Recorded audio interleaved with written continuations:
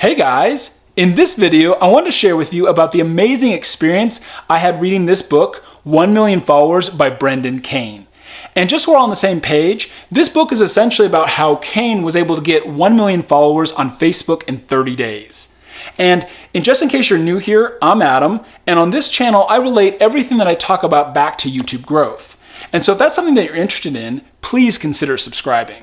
Now, Kane mentions something really important in this book that answers the question why you might not be getting very many views on YouTube.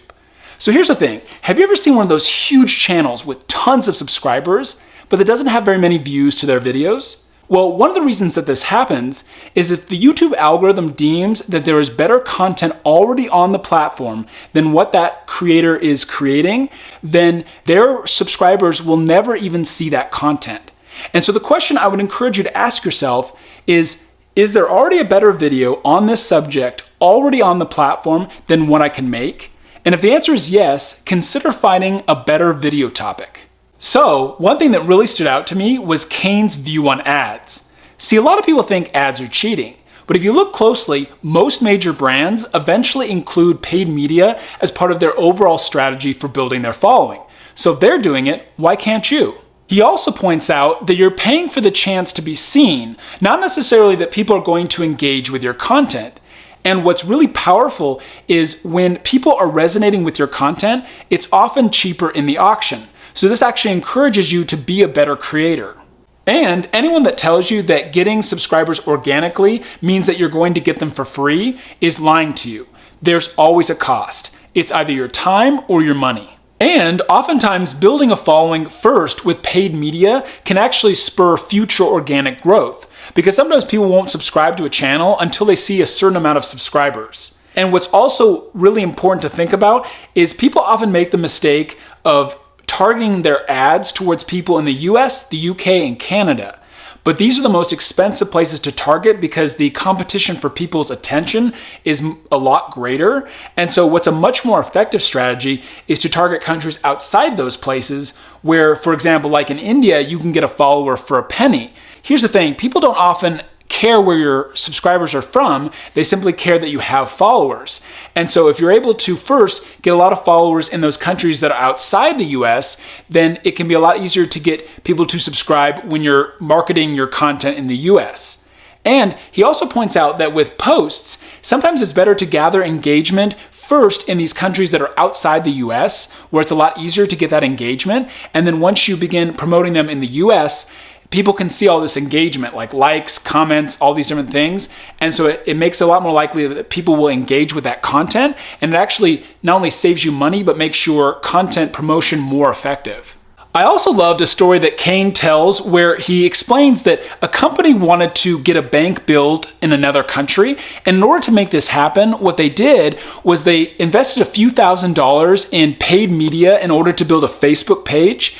And the reason that they did this was once they got several 100,000 followers on this page and they could show that there was engagement surrounding financial topics, they were able to then use this page as kind of like a proof of credibility in order to get investors to work with them and make this business deal happen.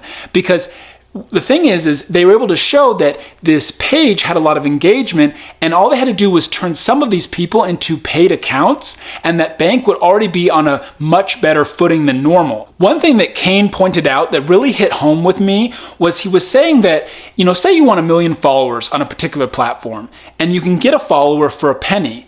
Then all you need is $10,000 in order to make your dream come true. And if 10K was all you needed in order to accomplish whatever was really important to you, wouldn't you come up with the money? There was one strategy that Kane used with a client that I thought was worth mentioning here. So what he did was he asked them to craft several different questions that they could use in an interview that would cause a strong emotional response in their viewers. And once they did this, the person did the interview. When it was over, they took that interview and cut it into multiple different clips of about 30 to 90 seconds. And then they got those clips and they A/B tested them across Facebook.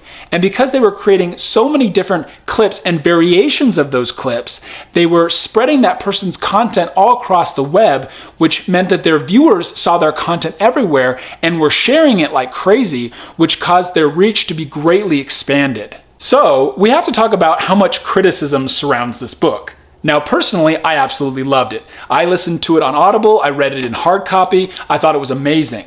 But when you read reviews, people typically bring up two major issues. One, Kane doesn't exactly tell you what he did exactly to build his following in 30 days on Facebook. And this can leave you feeling a little frustrated, like, how can you reproduce his results? And the other thing is the book offers you more than you technically came for. See, we came for just to know how he built that following in 30 days. But the book has chapters on LinkedIn, Instagram, all these other platforms, and so it kind of leaves you feeling a little unsatisfied. Now, what we can learn from this situation is that it's really important when you're telling people how you produced certain results to try to give them as much information as you actually can about what you physically did.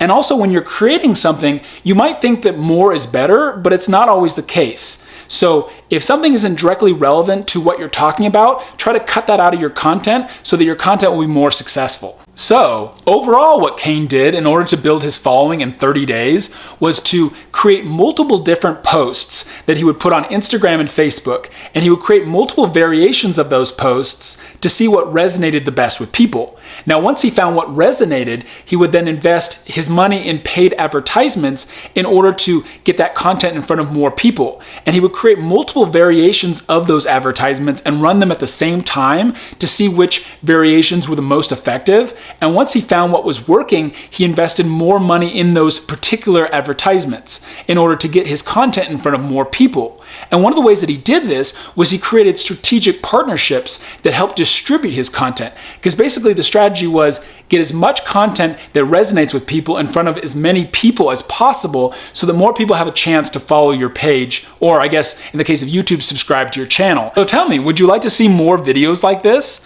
If so, please let me know in the comments section below this video, and I will see you in my next video.